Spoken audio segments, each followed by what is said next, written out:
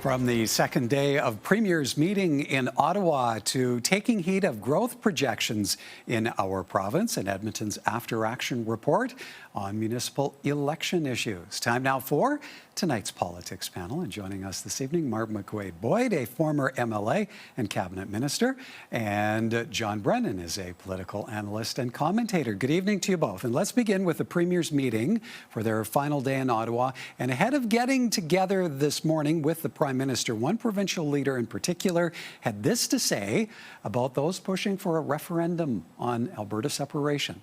Well, these are not Albertans. Albertans overwhelmingly want to stay in Canada. This is a small group of people that live in Alberta that don't want to be part of Canada, don't want to be part of Alberta. And I think that all of us, myself, Premier Smith, every Premier, has a role to play to say that this is unacceptable conduct.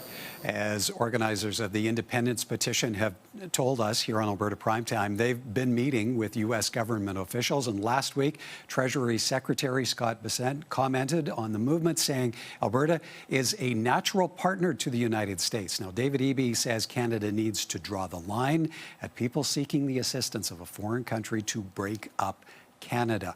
Marg, I'll start with you. David Eby even went so far today as to call separatists meeting with the Trump administration as being treason. What do you make of the BC Premier raising the issue at this time and the impact that could have on Team Canada unity? Well, I'm 100% glad he's done it. I think it needs to be addressed, and I'm glad it was being discussed at the Premier's meeting. Totally agree with him. The people meeting with the U.S. have no business doing that. It's one thing to have a petition, but another thing to go and negotiate when you're not an elected member. You're not anybody, and you go and negotiate something that nobody wants. John, as we heard in the clip, David Eby says it's on all the premiers, and he singled out Danielle Smith. On the premiers to publicly say this is unacceptable conduct. What kind of pressure does that bring to bear on the premier of our province? Well, it puts a lot of pressure on Danielle Smith, Michael, because, as you'll recall, it was the UCP government that made it easier for the separatists to have this referendum, and now she has to live with the results of that. And of course, the reason that she did this is two reasons. She wants to have leverage with Mark Carney and the federal government to make sure that the federal government implements the things that they said they would do in the MOU between the government of Canada and the government of Alberta. But it's also to keep her party united so that she can win the next election. Because, there's a strong base within the United Conservative Party that supports Alberta's separation from Canada. So, it was totally inappropriate that these guys are going down to Washington and meeting with Trump officials. And it's even more inappropriate, Michael, for Scott Bessent, the Treasury Secretary of the United States, to be commenting and saying that, it'd be nice if Alberta joined the United States. Totally inappropriate conduct from a senior American official. Marg, the Eby comment on the separatist follows the two premiers meeting with the Prime Minister in his office on Wednesday, generally described as cordial, productive, but David Eby also suggesting there were no significant pipeline updates. What's your sense as a former Alberta Energy Minister on any progress being made between Alberta and BC on the prospect of a pipeline? Well, I think there's an increased understanding that they need to get through this. And I think in his comments the last couple of days, we've seen where he seems almost resigned that it will happen. And it's just a matter of his cautions that, First Nations need to be heard. He's given his preference again of twinning TMX rather than a new pipeline. But I think they've had some good discussions, I'm guessing, on it. And, with recent events with the U.S., I think he's resigned that we need to go in that direction to diversify our energy mix and delivery.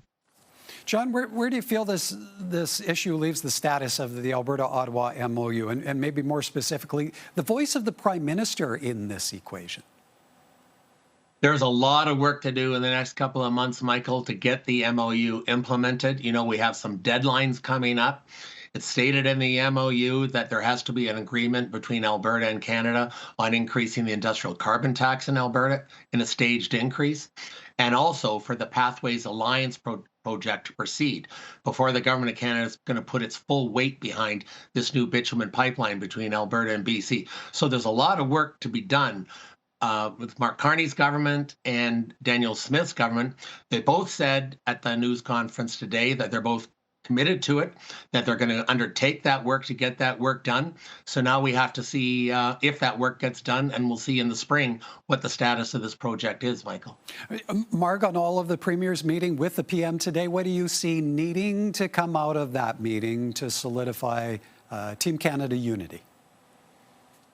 Well, I think all of them marching in the same direction and speaking, the same sentiments about sticking together. Investors don't like when there's, disjointed thinking. So I think they're doing the right thing. They all seem to be coming out saying the same message, and that's positive. But as John said, for all of these projects, there's a lot of work to do in a very short time. And as a final thought, John, you see a lot of smiling faces around that table, as we saw in the video, and there seems to be unity in that setting. But how quick does that change once they come home? Well, I think the Prime Minister made a really important announcement this morning, Michael, at the conclusion of the meeting.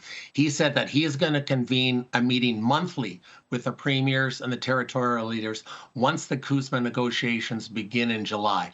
That is really important. And that's something that Brian Mulroney did back in the day when he was negotiating the free trade agreement with the United States back then. You have to keep your premiers on side. You have to keep them engaged. You have to let them know what's going on in the negotiations. So, at the closing news conference today, the Prime Minister and all the premiers were united as Team Canada, agreeing to work together. And as I said, the Prime Minister said that the premiers and the Prime Minister and the territorial leaders will meet once a month once the negotiations begin. So that's a good sign that Team Canada is united going into these negotiations. All right, time for us to take a bit of a break, but when we come back, getting a handle on what growth projections could translate to for our province. More from our politics panel in a moment. Welcome back. We heard from Alberta Municipalities President Dylan Russey off the top tonight on Stats Canada projecting that Alberta could bump BC as the third most populated province in just over a decade's time. John, how do you see a Stats Can report like that needing to land on the radar of our political leadership in the province, be that provincial or municipal? Well, I wasn't surprised when I saw the Stats Canada report, Michael, because all of us who live here know that our population has increased tremendously in recent years. But my count in the last 3 years, and this was in the Government of Alberta news release around unemployment statistics late in the year, our population grew by 500,000 people in the last 3 years, from 4.5 million to now 5 million. This has put tremendous pressure on Alberta's municipalities, especially on Edmonton and Calgary. And as the president of Alberta Municipalities said, this is putting a huge strain on municipal infrastructure. But I would also add, Michael, and we've seen this in all the news reports and what's been going on in our hospitals the last month, this has put a tremendous strain on our hospitals and our healthcare facilities.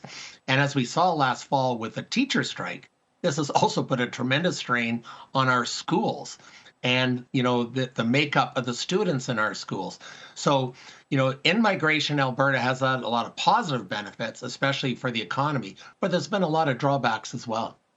Okay, so Marg, in terms of potentially getting ahead of this, and with that understanding that there is existing population pressure at this point, what degree of responsibility rests on the provincial government, and what should leadership in this regard look like?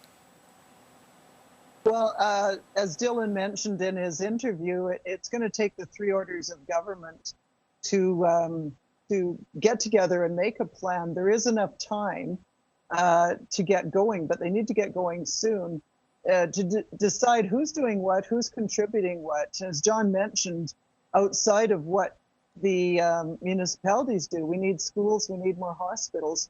But we need to be focused on housing and that kind of thing, because that's what makes Alberta great, is when there's all these things available to people who come in, besides the work.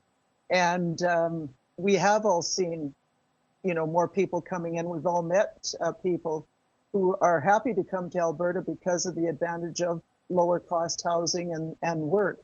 But we do have to be focused at the 3 orders of government to make a plan and stick to it. John, at the end of the day, what do growth projections like this say about the direction of our province? And is this something to celebrate? Well, like I said in the previous segment, Michael, there's pros and cons. The pros are with a lot more people here, there's a lot more workers. That means a lot more tax revenue for provincial and federal governments. It also means a lot more consumers for buying products from Alberta businesses. So those are all positive things. But the downside is the impact it has had on housing in Alberta, which is why we have such issues with housing in the province now, and the problems we're having with our healthcare system, especially the overcrowding in our hospitals and ER wards, and the impact it's had on our schools. And so, we have to build more hospitals. The province has a plan. You remember Premier Smith announced this last year to spend $8 billion over the next decade to build 30 more schools and renovate a number of existing schools. So that really has to be sped up. And of course, the UCP government made a really bad decision in 2024 when they shelved the plans for the South Edmonton Hospital. That's something that's going to have to be reconsidered, Michael, because we can't continue on the way we are with the strain on our healthcare facilities, our schools, and on our municipal infrastructure. Okay, let's work in one more topic, and that is a post-election report from Edmonton City Auditor raising a number of concerns about voting day issues. None of what they identified would have materially impacted the outcome of the election, but nevertheless, we have clear work that needs to be done. The preliminary review found Edmonton elections was short-staffed by about 1,200 people, with many workers handling multiple jobs. It also cites inadequate training for staff who struggled to adapt to new provincial requirements. And of course, delays there for voters too, some who left before even casting a ballot. Marg, this is a report that says frustrations were high for both voters and city staff. What's the likelihood issues raised here can be sufficiently dealt with to make the next municipal election significantly smoother? Well, I think the report certainly provided some areas to look at for the next elections. Yeah, anytime you change a system, there's going to be some growing pains, and I think maybe these were more over and above maybe what should have been expected. But I think the key is start early. Start the training early, but you also have to look at why are people not wanting to work in the elections, and why was that an issue? Because once you have that shortage of the workers, everything else will spiral. John, lessons to take away here where the impact of changes imposed by the provincial government are concerned? Well, when the UCP government amended the Local Authorities Election Act and made all these changes, they helped complicate the situation, because when voters showed up at the polls, they first had to fill out a voter attestation form. That never used to happen before. And then you took that form to the returning officers, and then they had to see if you're on the voters list. And if you weren't, they had to input the data into the system, so you're on the voters list. Those were changes that the UCP government made, and that's what caused the big delays. Now, there was also problems here in Edmonton with Edmonton elections not having enough staff and staff not being trained properly. So there's a lot of blame to go around here, but it would be really helpful if the UCP government would actually work with the municipalities so that they don't have to go through all these bureaucratic, cumbersome procedures when we have the next municipal election 4 years from now. Now, Marg, the provincial government is to start its own review of the Local Authorities Election Act. That's to happen early this year. What should Albertans expect to come of that? Hopefully not too much change. There's been an awful lot of change in the last few years, and hopefully it's just some tweaking. But if they do decide to make significant changes, they need to be ready to support the municipalities in their elections. And if there's changes, in other, the way boards or the way councils run in that, they've got to be prepared to put some money into training, because that's pretty crucial. Otherwise, things just are not going to work properly.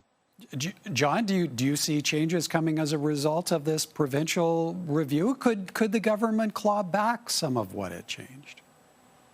We could only hope, Michael. Dan Williams, the municipal affairs minister, didn't seem to be leaning in that direction when he said there was going to be a review. Another thing they could review, Michael, is how the ballots are counted. Remember, we talked about that as well. The fact that they mandated municipalities to get rid of the electronic tabulating machines and to hand count all the ballots. That's what led to the huge delays in getting the results. And that's because of the conspiracy theories in the United States with regards to voting machines, which of course we don't have here in Canada. The electronic ballot counting machines are just adding machines. And so that was another complication that the UCP government added on to things that they already told the municipalities they had to do. And so we can only hope that they will address these things, Michael, but time will tell. All right, and we are out of time. We'll have to leave it there. Good to see you both. Thank you for this. Thanks, Michael. Thanks, John.